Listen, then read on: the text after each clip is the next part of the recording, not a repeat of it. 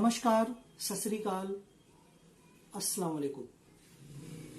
साथियों, मैं हूं मोहम्मद अख्तर हुसैन और आप हैं इस वक्त मेरे साथ अखिल भारतीय एनजीओ महामंच पर। कुछ अहम जानकारी, कुछ अहम खबरों के साथ फिर मैं आपके सामने आया हूं। शायद पूरे भारत के हर व्यक्ति को यह पता होगा कि कानपुर बाल सुधार गृह जो है वहां पे क्या हुआ है, कैसे हुआ है और उस पे क्या कार्रवाई हो रही है सरकार के जरिए। मैं आपको बताना चाहूंगा कि बाल सुधार गृह में जो है 57 बच्चियां कोरोना पॉजिटिव पाई गई।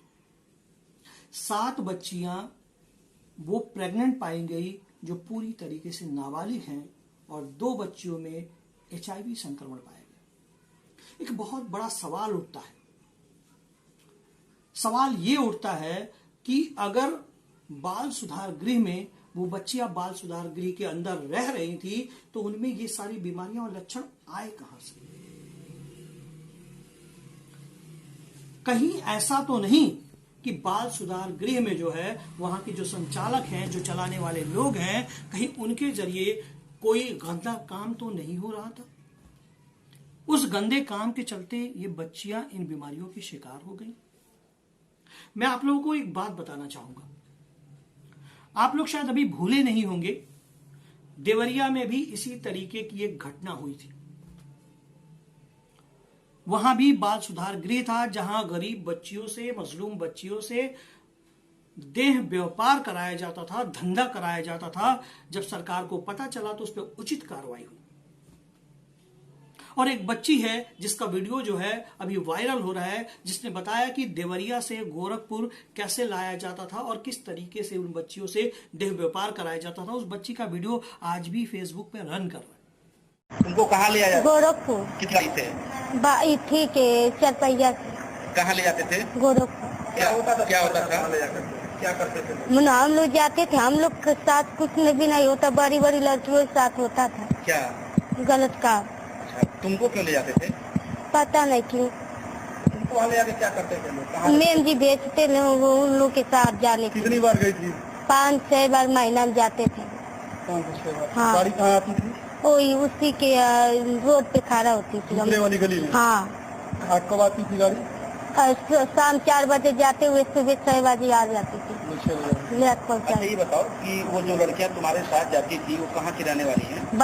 बस जिला क्या बस्ती के रहने वाली। अच्छा, वो तुम्हारे साथ ही जाती थी? हाँ। कहाँ से जाती थी? वही जहाँ पर रहते हैं लोग वहीं पर। नहीं, देवरिया से जाती थी कि कहीं और से? देवरिया से।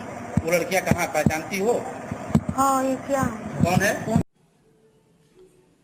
मैं आपको बताना चाहूंगा कि उत्तर प्रदेश में जो भारतीय जनता पार्टी की सरकार है, जो योगी की सरकार है, अभी जौनपुर में नेहा नाम की एक लड़की का जो है बलात्कार हुआ। उसे लोग घर से उठाकर ले गए, उसका बलात्कार किया और उसकी हत्या कर दी। कोई भी ऐसा दिन नहीं है कि उत्तर प्रदेश में गरीब, मजलूम, असहाय बच्चियों का बलात्कार ना होता हो। और बलात्कार के बाद तो सबसे दुखद घटना यह होती है कि उनकी हत्या कर दी जाती है। और निरंकुश है योगी सरकार, भारतीय जनता पार्टी की सरकार, जो बिल्कुल मूक दर्शक बन के देख रही है। मैं आपसे एक सवाल पूछना चाहता हूं। सवाल यह है मेरे मन में कि उस बाल सुधार गृह में जो 57 बच्चियां कोरोना पॉजिटिव हुई हैं, जब वो बाल सुधार गृह से बाहर नहीं जा सकती हैं तो आखिर उनमें कोरोना संक्रमण आया कहां से? अगर 7 बच्चियां प्रेग्नेंट हैं, अगर वो बाहर नहीं जा रही हैं तो वो प्रेग्नेंट हुई कैसे? अगर 2 बच्चियां HIV पॉजिटिव हैं, अगर वो बाहर नहीं जा रही हैं तो HIV पॉजिटिव हुई कैसे? क्या यह सवाल आपके मन में नहीं उठता? क्या यह सवाल शासन और सत्ता को कटघरे में लाकर खड़ा नहीं करता? क्या यह सवाल उस बाल सुधार गृह को चलाने वाले प्रबंधक के ऊपर इशारा नहीं करता? क्या यह सवाल यह सोचने पे मजबूर नहीं करता कि वहां के प्रबंधक, वहां की मैनेजमेंट कमेटी ने इन बच्चियों के साथ जो किया है वो बहुत ही शर्मनाक है, वो बहुत ही दुखदाई है। क्योंकि बाल सुधार गृह में बच्चियां मजबूरी में रहती हैं, लाचारी में रहती हैं। जब उनके पास सर छुपाने के लिए छत नहीं होता, खाने के लिए रोटी नहीं होती, तब जाके ऐसी जगहों पे वो बच्चियां जाती हैं और बड़े आस और बड़ी उम्मीद के साथ जाती हैं कि वहां पे उनको पेट भरने के लिए रोटी मिल जाएगी, और तन ढकने के लिए कपड़ा मिल जाएगा, लेकिन ऐसे बाल सुधार गृह जो है उन बच्चियों का शोषण करते हैं। उन बच्चियों के साथ जो है, जो सामने रिजल्ट आ रहा है, वो रिजल्ट हमें सोचने पे मजबूर करता है कि बाहर से लोग आ रहे थे और उनका देह व्यापार हो रहा था, उनका शारीरिक शोषण हो रहा था। इसलिए वो बच्चियां जो है, 7 बच्चियां प्रेग्नेंट निकली, बाकी कोरोना पॉजिटिव निकली और 2 HIV पीड़ित निकली। ये साफ साबित होता है। मुझे ये लगता है कि पूरे मुल्क में चाहे औरतें हो, चाहे बच्चियां हो, चाहे वो कोई भी महिला हो, वो पूरी तरीके से सुरक्षित नहीं है, सेफ नहीं है। क्योंकि इस तरीके की घटनाएं अगर होंगी तो हम कैसे यकीन मानेंगे कि बच्चियां सेफ है। भारतीय जनता पार्टी की सरकार का जो एक मुहावरा था, जो एक बोल था, बेटी बचाओ और बेटी पढ़ाओ। देवरिया मामला देख लीजिए, जौनपुर मामला देख लीजिए, कानपुर मामला देख लीजिए, और भी ऐसे उत्तर प्रदेश में तमाम ऐसे बलात्कार हुए हैं जिन मामलों को अगर आप देखते हैं तो आपको क्या लगता है कि बेटी बचाओ और बेटी पढ़ाओ का नारा सफल हो रहा है? मुझे लगता है कि बेटी बचाओ और बेटी पढ़ाओ का नारा जो सरकार ने दिया है वो पूरी तरीके से असफल है। और मैं आपको बताना चाहूंगा, हम जिस देश में रहते हैं, जिस मुल्क में रहते हैं, हमारे देश में बेटियों को, माओं को, बहुओं को, बच्चियों को बड़ी इज्जत दी जाती है, बड़ा सम्मान दिया जाता है।